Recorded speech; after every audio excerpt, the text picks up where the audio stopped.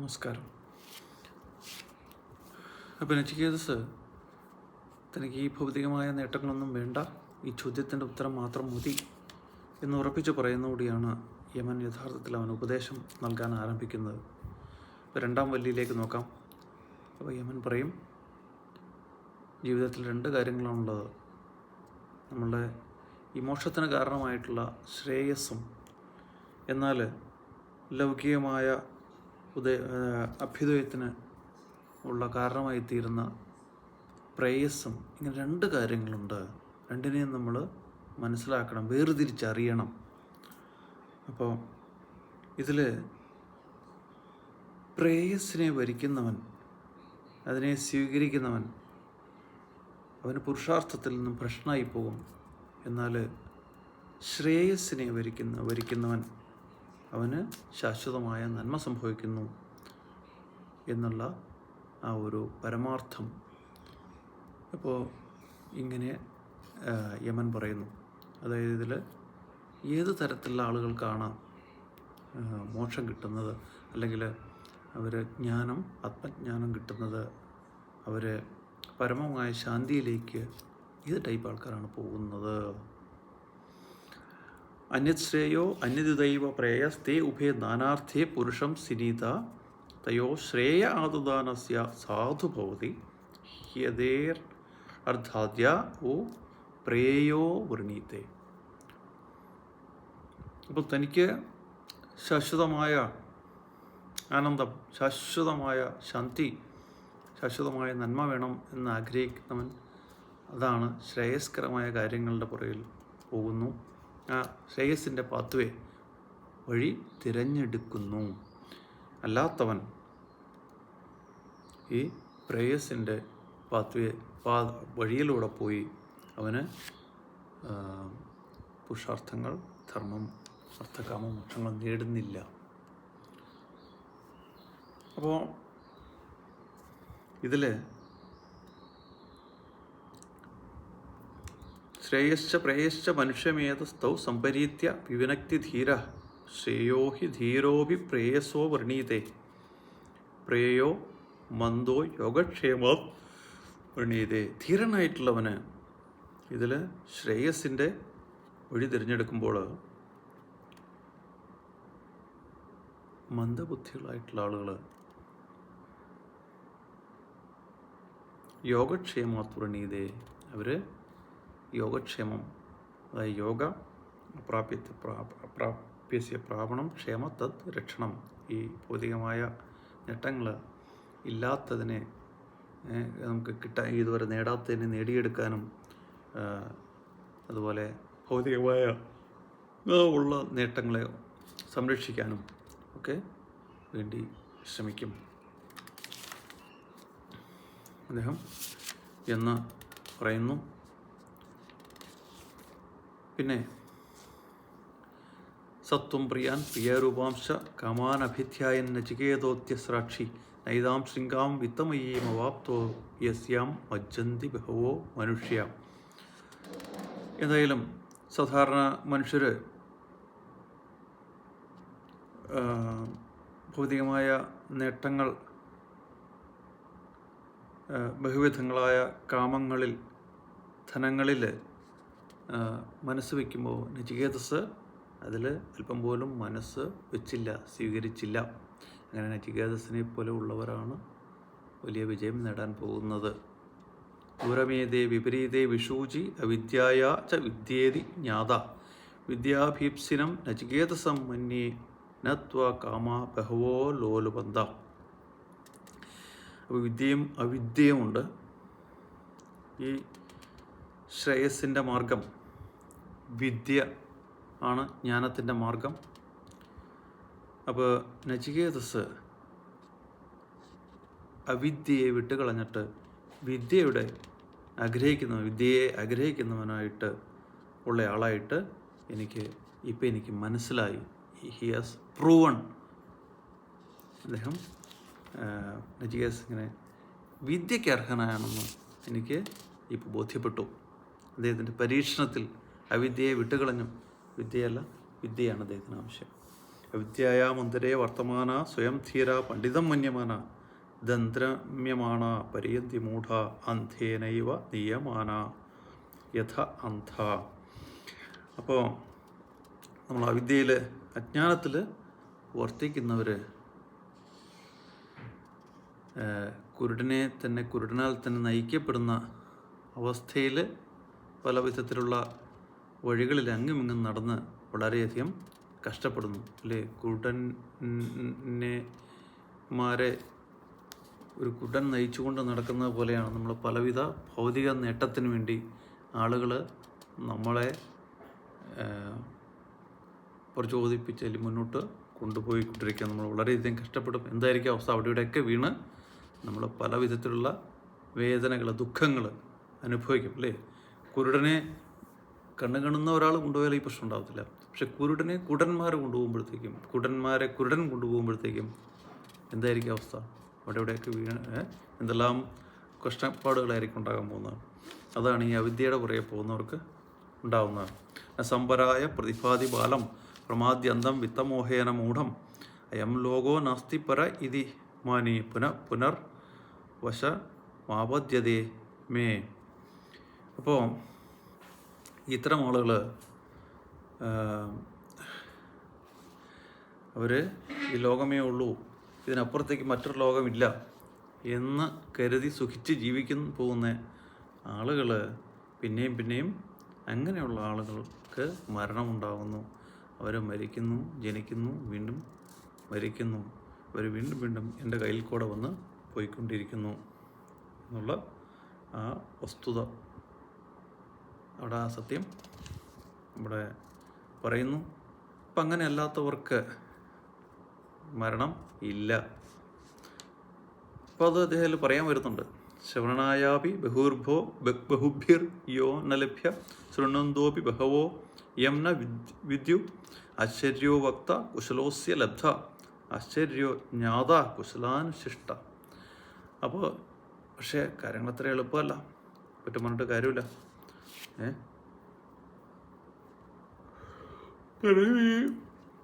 ആത്മാവിനെ പറ്റി ആൾക്കാർ കേട്ടിട്ട് പോലില്ല.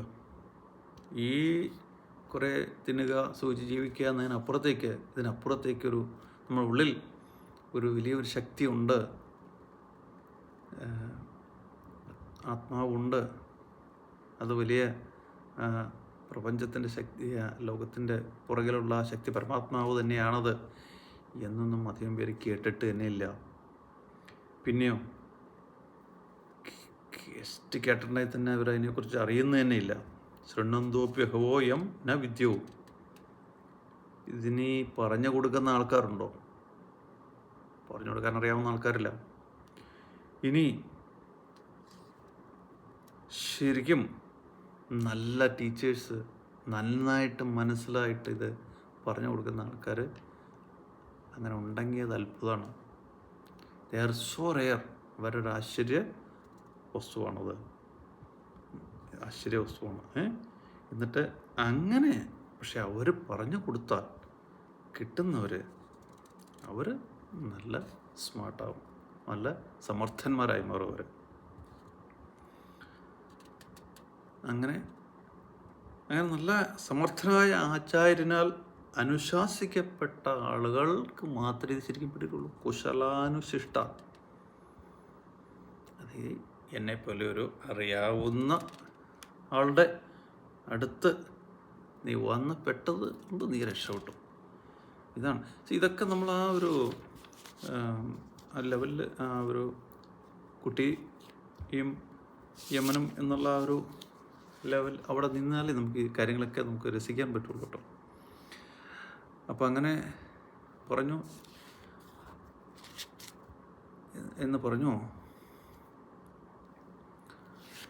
നരേണാവരേണ പ്രോക്തയേഷ സുവിജ്ഞേയോ ബഹുധാ ചിന്യമാന അനന്യപ്രോക്തേ ഗതിരത്ര നാസ്ത്യൻ അണിയാൻ അതർക്യമണുപ്രമാണാ. ഇത് വളരെ വളരെ സൂക്ഷ്മമായിട്ടുള്ള, വളരെ ആഴത്തിലുള്ള, വളരെ സൂക്ഷ്മമായിട്ടുള്ള ഒരു കാര്യമാണ്. ഇത് തർക്കബുദ്ധി കൊണ്ട് അങ്ങനെയൊന്നും മനസ്സിലാക്കാൻ പറ്റില്ല. നന്നായിട്ട് ഈ കാര്യം അറിയാവുന്ന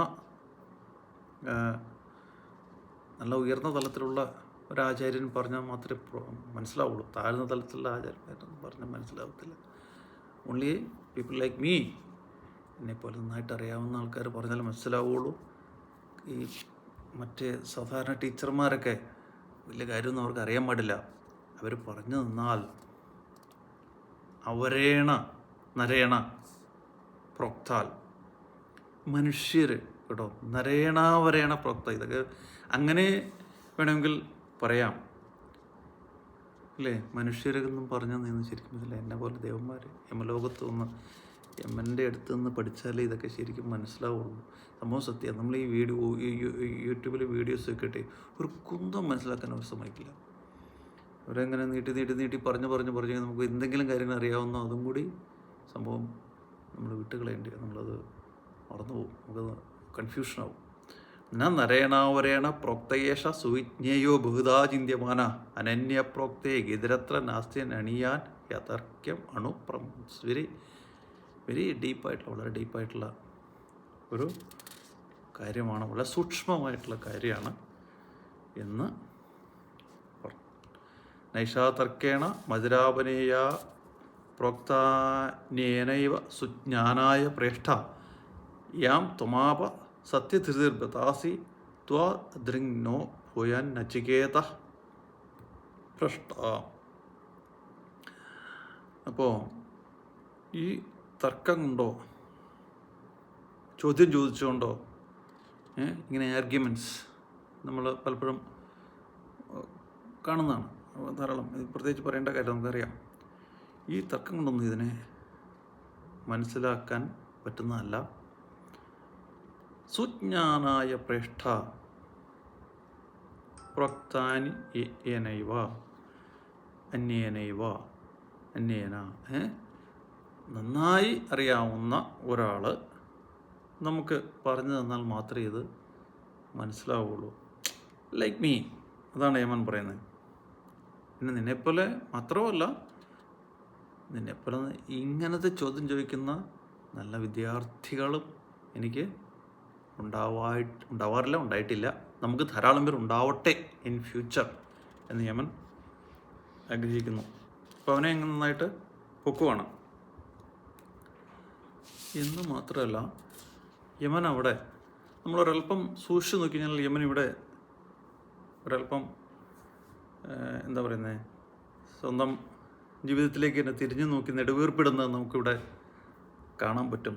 ജനാമ്യഹം ശേവധിരിത്യ നിത്യം ന ഹ്യധ്രുവൈ പ്രാപ്യതേഹി ധ്രുവം തതോമയ നാചികേതശ്ചിതോഗ്നി അനിത്യൈർദ്രവ്യൈ പ്രാപ്തവാനസ്മി നിത്യം.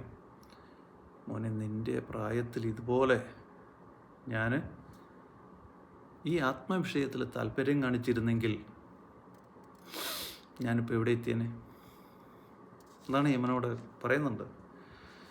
അന്ന് സംഭവം ശരിയാണ്, ഞാനും ഈ യാഗങ്ങൾ ഒക്കെ ചെയ്തു, നചികേതാഗ്നിയൊക്കെ യജിച്ച് ഒടുവിൽ ഞാൻ ഈ പദത്തിൽ, യമൻ എന്നുള്ള പദത്തിലെത്തി. ഇത് മനുഷ്യലോകത്തെ അപേക്ഷിച്ച് നിത്യമായിട്ടുള്ളതാണ്. അനിത്യമായ സാധനങ്ങൾ, കാര്യങ്ങളെ കൊണ്ട് നിത്യമായ ഒരു കാര്യങ്ങൾ നേടാമെന്ന് നമ്മൾ വിചാരിക്കരുത്. പക്ഷേ ദിസ് ലെവൽ അത് ശരിയാണ്. പക്ഷേ ഈ യമൻ എന്നുള്ള പേരിൽ നിന്ന് കഷ്ടപ്പെടുകയാണ് അല്ലേ. യമൻ്റെ അത്രയും തിരക്കും കഷ്ടപ്പാടും ധാർമ്മിക പ്രശ്നങ്ങളുള്ള ആരാ ഉള്ളത്? എന്തെങ്കിലും ഒരാളെ നമ്മൾ കാര്യം ചെയ്യാൻ പോയി അപ്പോഴത്തേക്കും മുകളിൽ നിന്ന് കോള് വരും, അവൻ എൻ്റെ ഭക്തനാണ്, വെറുതെ വിട്ടേരെന്ന് പറഞ്ഞുകൊണ്ട് അല്ലേ. നമ്മൾ മറ്റേ അജാമിളോപാഖ്യാനമൊക്കെ നമ്മൾ പഠിച്ചിട്ടുണ്ട്. അപ്പോൾ വല്ലാത്ത കഷ്ടപ്പാടാണ്. പിന്നെ ഇദ്ദേഹം പറയുന്നുണ്ട്, ഞാൻ വെറുതെ പറയുന്നല്ല. ഇനി അപ്പോൾ ആദ്യം തന്നെ പറഞ്ഞല്ലോ, മോനെ എന്നെ പിടിച്ച് ഞെരുക്കരുത്, നോ ഉപരോത്സി എന്ന് അദ്ദേഹം പറയുന്നുണ്ട്. എന്നുവെച്ചാൽ അദ്ദേഹത്തിൻ്റെ ആ മാനസിക സംഘർഷം എന്നൊക്കെ അവിടെ തന്നെ കാണാം. ആ ഒരു സ്ഥാനത്തിരിക്കാനുള്ള ഈ കഷ്ടപ്പാടിനൊക്കെ കാരണം പുള്ളി അനിത്യമായ ഒരു പാത്വയാണ് അദ്ദേഹം എടുത്തത്. ശരിക്കും അന്ന് ഇതുപോലെ നചികേതസിനെ കൊണ്ട് എനിക്ക് ആത്മജ്ഞാനം മാത്രം മതി എന്നുള്ളൊരു ട്രാക്ക് അദ്ദേഹം എടുത്തിരുന്നെങ്കിൽ ശാശ്വതമായ ശാന്തി സമാധാനമായിട്ട് നടക്കാമായിരുന്നു എന്ന് യമനോടെ പറഞ്ഞു. എന്നിട്ട് കാമസ്യാപ്തിം ജഗത പ്രതിഷ്ഠാം കൃതോ ആനന്ദ്യം അഭയസ്യ പാരം സോമോ മഹദ് ഉരുഗായം പ്രതിഷ്ഠാം ദൃഷ്ട്വാ ധൃത്യാ ധീരോ നചികേതോത്യസ്രാക്ഷി. അപ്പോൾ നചികേതൻ, വളരെ ധീരനായിട്ടുള്ള നചികേതസ് ഈ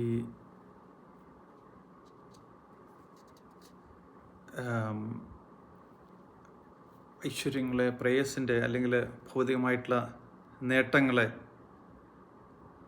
നചികേതസ് ഈ ആത്മജ്ഞാനം നേടുന്നതിന് വേണ്ടി ഉപേക്ഷിച്ചു എന്ന് അദ്ദേഹം വീണ്ടും ഒന്നും കൂടി പൊക്കി പറഞ്ഞു. നീ നല്ല മിടുക്കനാണെന്നൂടെ പറഞ്ഞു.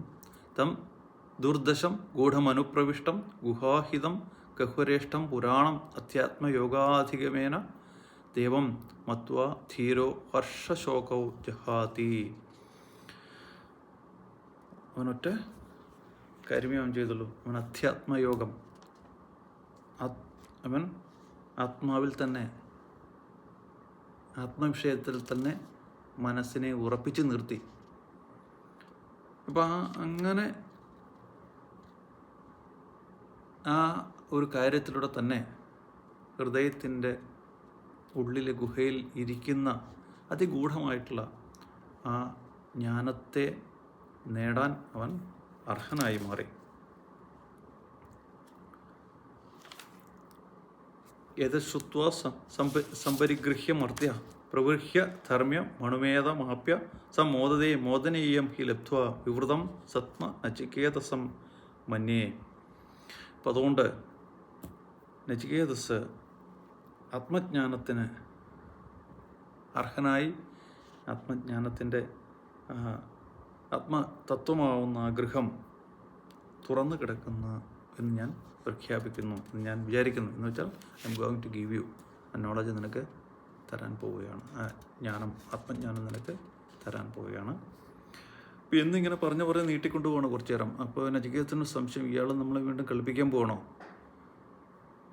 അപ്പോൾ നചികേതസ് പറഞ്ഞു, അന്യത്ര ധർമാത് അന്യത്ര ധർമാത് അന്യത്രാസ്മാത് കൃതാകൃതാത് അന്യത്ര ഭൂതാശ്ച ഭവ്യാച്ച യത്തത് പശ്യതി തത് വദ. അപ്പോൾ ഈ ധർമാധർമ്മങ്ങളിൽ നിന്നും കാര്യകാരണങ്ങളിൽ നിന്നും ഈ ഭൂതഭാവികളിൽ നിന്നും അതീതമായി അങ്ങ് കാണുന്ന ആ ആത്മതത്വം ഇങ്ങോട്ട് പറഞ്ഞു തരൂ, എനിക്ക് ഉപദേശിച്ചു തരൂ. ഇങ്ങനെ പറഞ്ഞ് നീട്ടിക്കൊണ്ടുപോയിട്ട് കാര്യമില്ല. You come to the point എന്നാണ് പറയുന്നത്. സർവേ വേദ യത് പദം ആമനന്തി തപാംസി സർവാണി ച യത് വദന്തി യതിച്ഛന്തോ ബ്രഹ്മചര്യം ചരന്തി തത്തേ പദം സംഗ്രഹേണ ബ്രവീമി ഓമിത്യേതത്. അപ്പോൾ അദ്ദേഹം അപ്പോഴാണ് യമൻ എന്നാൽ പിന്നെ അത് പറയാം അത് പറഞ്ഞു. ഈ എല്ലാ വേദങ്ങളും തപസ്സുകളും അല്ലെങ്കിൽ ബ്രഹ്മചര്യാദി വ്രതങ്ങളും എല്ലാം എന്തിനെ ലക്ഷ്യമാക്കിയിട്ടുള്ളതാണോ, അല്ലെങ്കിൽ ഇതൊക്കെ ചെയ്ത് എന്താണോ നമുക്ക് കിട്ടാൻ പോകുന്നത്, ആ പദം ഒറ്റ വാക്കിൽ പറഞ്ഞാൽ ഓം എന്നുള്ളതാണ്. ഇപ്പോൾ യമനിവിടെ ഓം എന്ന് പറഞ്ഞാണ് ആ ഒരു തുടങ്ങുന്നത്, ഉപദേശം ശരിക്കും തുടങ്ങുന്നത്. അതിന് കാരണം വെച്ചാൽ ഈ നചികേതസ് അവൻ ബ്രാഹ്മണക്കുട്ടിയാണല്ലോ. അവന് എന്നും പരിചയമുള്ള കാര്യം സന്ധ്യാവന്തനമൊക്കെ ചെയ്യുമ്പോൾ ഈ ഓം ഓം ഓം ജപിച്ച് അല്ലെങ്കിൽ മന്ത്രങ്ങളൊക്കെ ജപിച്ച് അവൻ്റെ അച്ഛൻ്റെ യാഗങ്ങളിലൊക്കെ പുള്ളിയും പങ്കെടുത്തിട്ടുണ്ടാകും. എപ്പോഴും ഈ ഓം എന്ന് കേട്ട് പുള്ളി ഈ പരിചയമുള്ള ഒരു സംഭവമാണ് ഈ ഓം എന്ന് പറയുന്നത്. അപ്പോൾ അതങ്ങ് പറഞ്ഞ് മനസ്സിലാക്കി, ഈ ഓം എന്ന് വെച്ചാൽ ബ്രഹ്മം തന്നെയാണ്, നിനക്ക് പരിചിതമായിട്ടുള്ള ഒരു കാര്യമാണല്ലോ. അപ്പോൾ അവിടുന്ന് അങ്ങനെയാണ് അദ്ദേഹം പറഞ്ഞ് തുടങ്ങുകയാണ്. പിന്നെ ഈ അക്ഷരം ഓം എന്നുള്ളത് അപരബ്രഹ്മവും പരബ്രഹ്മവും തന്നെയാണ്. അതിനെ എങ്ങനെ ഉപാസിച്ച് എല്ലാം അതിനെ ബ്രഹ്മമായിട്ട് നമ്മൾ മനസ്സിലാക്കിയാൽ അത് നമ്മൾ എന്താണോ നേടേണ്ടത് അത് നമുക്ക് നേടിത്തരും. ഏതത് ആലംബനം ശ്രേഷ്ഠം, ഏതത് ആലംബനം പരം. ഏതധ്യേവാക്ഷരം ബ്രഹ്മം ഏതധ്യേവാക്ഷരം പരം ഏതധ്യേവാക്ഷരം ജ്ഞാത്വാ യോ യതിച്ഛതി തസ്യ തത് എന്ന് പറയുന്നു. പിന്നെ ഏതദാലംബനം ശ്രേഷ്ഠം ഏതദാലംബനം പരം ഏതദാലംബനം ജ്ഞാത്വാ ബ്രഹ്മലോകേ മുഹ്യതേ. അപ്പോൾ ഇത് തന്നെയാണ് ശ്രേഷ്ഠമായിട്ടുള്ള ആലംബനം. അപ്പോൾ ഇതിനെ അറിഞ്ഞിട്ടാണ് നമുക്ക് ബ്രഹ്മലോകത്തിൽ എത്തിപ്പെടുന്നത്. ഇതിൽ പല കാര്യങ്ങളും പറഞ്ഞ് വീണ്ടും വീണ്ടും പറയുന്നുണ്ട്. കാരണം ഒരു കുട്ടിക്ക് ഉപദേശിക്കുമ്പോഴേ സ്കൂളിലെ ഒരു ടീച്ചർ പറയുമ്പോൾ തിരിച്ചും മറിച്ചും തിരിച്ചും പറഞ്ഞ് മനസ്സിലായോ എന്ന് പറഞ്ഞു കൊടുക്കുന്നില്ല. ആ സംഭവം നമ്മൾ ഇതിൽ ഉടനീളം കാണാൻ പറ്റും. ഇതിൻ്റെ ഒരു പ്രത്യേകതയാണത്. ന ജായതേ മ്രിയതേ വാ വിപശ്ചിത് നായം കുതശ്ചിൻ ന ബഭൂവ കശ്ചിത് അജോ നിത്യ ശാശ്വതോയം പുരാണോ ന ഹന്യതേ ഹന്യമാനേ ശരീരേ. ഈ ആത്മാവ് ജനിക്കുകയോ മരിക്കുകയോ ചെയ്യുന്നില്ല. അതുപോലെ തന്നെ ഇത് ഒരിക്കലും ഉണ്ടായിട്ടില്ല. പിന്നെ ജന്മമില്ലാത്തവനും നിത്യനും ക്ഷയമില്ലാത്തവനും എന്നെന്നുമുള്ള പുരാണനുമായിട്ടുള്ള ഈ ആത്മാവ് ശരീരം നശിക്കപ്പെടുമ്പോഴും നശിക്കപ്പെടുന്നില്ല. ഇപ്പോൾ മനസ്സിലായോ? ശരീരം നശിച്ചു കഴിഞ്ഞാൽ എന്ത് സംഭവിക്കുന്നു എന്ന് ചോദിച്ചില്ലേ? ശരീരം, അപ്പോൾ നമ്മൾ ഈ ദേഹം നശിച്ചു കഴിഞ്ഞാലും ആത്മാവ് നിലനിൽക്കുന്നു, അതെങ്ങോട്ടും പോകുന്നില്ല. ആത്മാവ് അങ്ങനെ തന്നെ നിലനിൽക്കുന്നു എന്നുള്ള ആ സീക്രട്ട് അദ്ദേഹം ഇവിടെ പറഞ്ഞു കൊടുത്തു. ഹന്താചേൻ മന്യതേ ഹന്തും ഹതശ്ചേൻ മന്യതേ ഹതം ഉഭൗതൗ ന വിജാനീതോ നായം ഹന്തി ന ഹന്യതേ. ഇപ്പോൾ ഞാൻ ഒരുത്തനെ ഹനിക്കുന്നു എന്ന് വിചാരിക്കുമ്പോഴും അല്ലെങ്കിൽ നേരെ തിരിച്ച് ഹനിക്കപ്പെട്ടു എന്ന് വിചാരിക്കുമ്പോഴും രണ്ടും യഥാർത്ഥ തത്വം അറിയുന്നില്ല. ഇതിലെ ഈ ഞാനെന്ന ബോധത്തിന് അടിസ്ഥാനമായിട്ട് നിൽക്കുന്ന ആത്മാവ് അത് ഒരു രീതിയിലും അത് കൊല്ലിക്കുകയോ ഒന്നും ചെയ്യുന്നില്ല. അത് സാക്ഷി മാത്രമാണ് എന്നുള്ള കാര്യം, അത് ഒന്നും ചെയ്യുന്നില്ല എന്നുള്ള കാര്യം അദ്ദേഹം പറഞ്ഞു കൊടുത്തു. അണോരണീയാൻ മഹതോ മഹീയാൻ ആത്മാസ ജന്തോർ നിഹിതോ ഗുഹായാം തമകൃതു പശ്യതി വീതശോകോ ധാതു പ്രസാദാൻ മഹിമാന ആത്മന. അപ്പോൾ അങ്ങനെ നമ്മുടെ ഹൃദയകുഹരത്തിൽ അല്ലെങ്കിൽ ഏറ്റവും ഗൂഢമായി നമ്മൾ കാണാൻ പറ്റാത്ത രീതിയിൽ ഇരിക്കുന്ന ഏറ്റവും സൂക്ഷ്മമായിട്ടുള്ള എന്നാൽ ഏറ്റവും വലുതിനേക്കാൾ വലുതുമായിട്ടുള്ള അല്ലെങ്കിൽ ഏറ്റവും സന്ദ്രമായിട്ടുള്ള ഈ ഏറ്റവും മഹത്തായിട്ടുള്ള ഈ ആത്മാവ് നമ്മൾ സാധാരണ കാണുന്നില്ലല്ലോ. നമ്മൾ മനസ്സിനെ അടക്കിയാൽ മാത്രമേ അതിനെ കാണാൻ പറ്റുന്നുള്ളൂ. അങ്ങനെ മനസ്സിനെ നിയന്ത്രിച്ച് മനസ്സിനെ അടക്കി നമ്മൾ ഈ ആത്മാവിനെ മനസ്സിലാക്കി ആത്മാവ് നമുക്ക് അനുഭവവേദ്യമായി കഴിഞ്ഞാൽ പിന്നെ ദുഃഖമുണ്ടാവുന്നില്ല എന്ന് അദ്ദേഹം പറഞ്ഞു കൊടുത്തു. ആസീനോ ദൂരം പ്രജതി ശയാനോ യാതി സർവത കസ്തം അദാമതം ദേവം അതന്യോ ജ്ഞാതുമർഹതി. ഇത്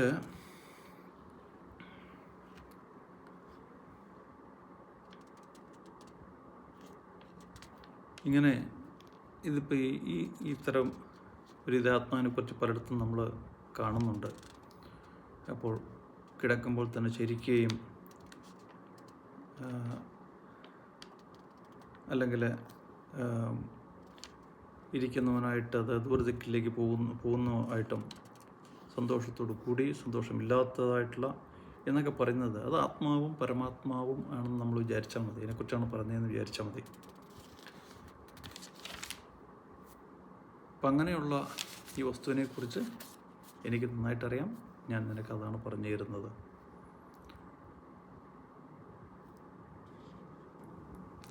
അശരീരം ശരീരേ ഷണവസ്ഥേഷ്വസ്ഥിതം അഹാന്തം വിഭൂമാത്മാനം മത്വാ ധീരോ ന ശോചതി. ശരീരമില്ലാത്തവനും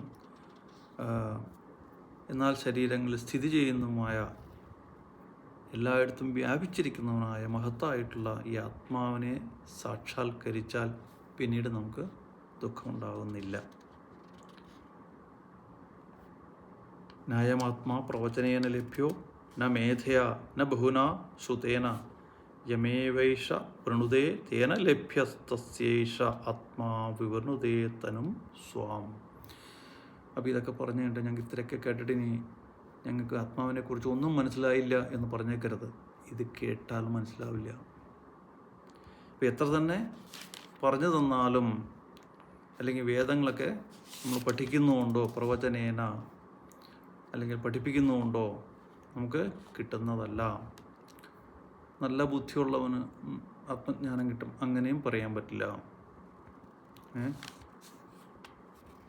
വളരെ ഇപ്പം ഇതുപോലെ യൂട്യൂബ് ക്ലാസ്സൊന്നും കേട്ടുകൊണ്ടൊന്നും നമുക്ക് ആത്മജ്ഞാനം കിട്ടാൻ പോകുന്നില്ല.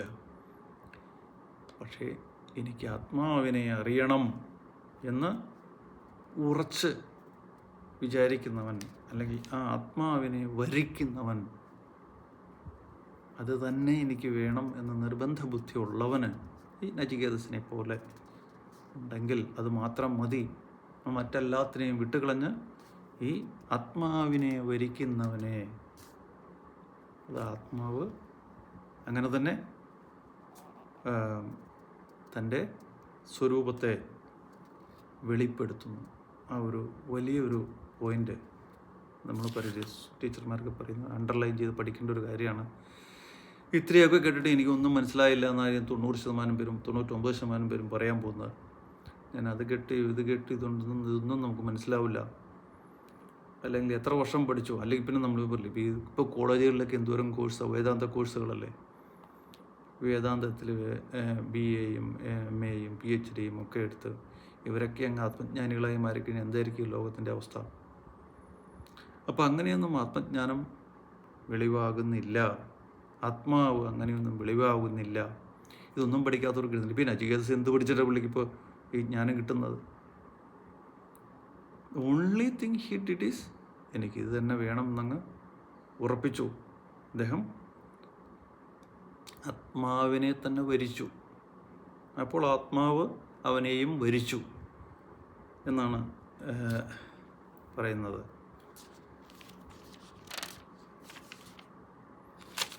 അപ്പോൾ നാവിരതോ ദുശ്ചരിത നാ ശാന്തോ നാ സമാഹിത നാ ശാന്തമാനസോ വാപി പ്രജ്ഞാനേനമാപ്നുയാത്. വീണ്ടും അത് തന്നെ പറയുന്നുണ്ട്. നമ്മൾ ദുഷ്പ്രവൃത്തികളും ഒക്കെ ചെയ്തുകൊണ്ടിരുന്നു. അതിൽ നിന്ന് വിരമിക്കാത്തവന് അവൻ്റെ പ്രകൃതമായ ജ്ഞാനം കൊണ്ട് മാത്രം ഈ ആത്മാവിനെ കിട്ടുന്നില്ല. ഇന്ദ്രിയ നിഗ്രഹം ചെയ്യാത്തവനും കിട്ടുന്നില്ല. മനസ്സിന് ഏകാഗ്രതയില്ലാത്തവനും കിട്ടുന്നില്ല. മനസ്സിന് ശാന്തിയില്ലാത്തവനൊന്നും കിട്ടാൻ പോകുന്നില്ല. മനസ്സിനെ ഒടുക്കിയാൽ മാത്രം,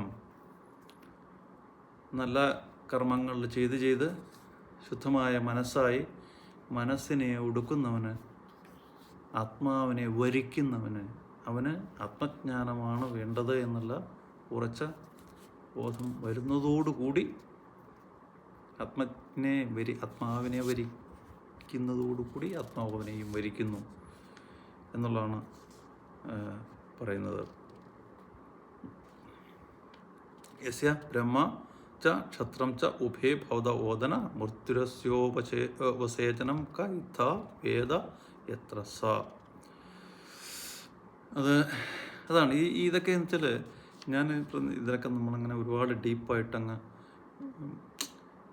ചർച്ച ചെയ്ത് നമ്മളങ്ങ് പോവാതെ വീണ്ടും ആ ഒരു കൊച്ചു കുട്ടിക്ക് ഒരു LP സ്കൂളിൽ 7-8 വയസ്സായ ഒരു കുട്ടിക്ക് വലിയ ഒരു പ്രൊഫസർ പറഞ്ഞു കൊടുക്കുന്ന ആ ഒരു തലത്തിലേക്ക് നമ്മൾ വന്ന് ആ രീതിയിൽ ആലോചിച്ചാൽ മതി എന്നുള്ള എനിക്ക് നമ്മൾ കൺഫ്യൂഷൻ അടിക്കില്ല.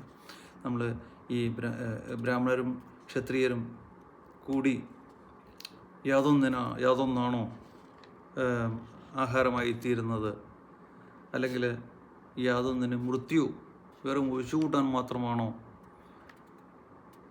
അങ്ങനെയുള്ള ആ ആത്മാവിനെ, ഈശ്വരനെ, ബ്രഹ്മത്തെ ആരറിയുന്നു? അതിനെ ഇപ്രകാരം അതാണ് സർവശക്തനായിട്ടുള്ള ആത്മാവിനെ, പരമാത്മാവിനെ, ഈശ്വരനെ, ബ്രഹ്മത്തെ ആരാണ് അറിയുന്നത്? ആരും തന്നെ അറിയുന്നില്ല എന്ന് പറഞ്ഞ് യമൻ അവിടെ നിർത്തുന്നു. അങ്ങനെ നമ്മൾ 1-ാമത്തെ അധ്യായത്തിലെ 2-ാം വല്ലി ഇവിടെ തീരുവാണ്.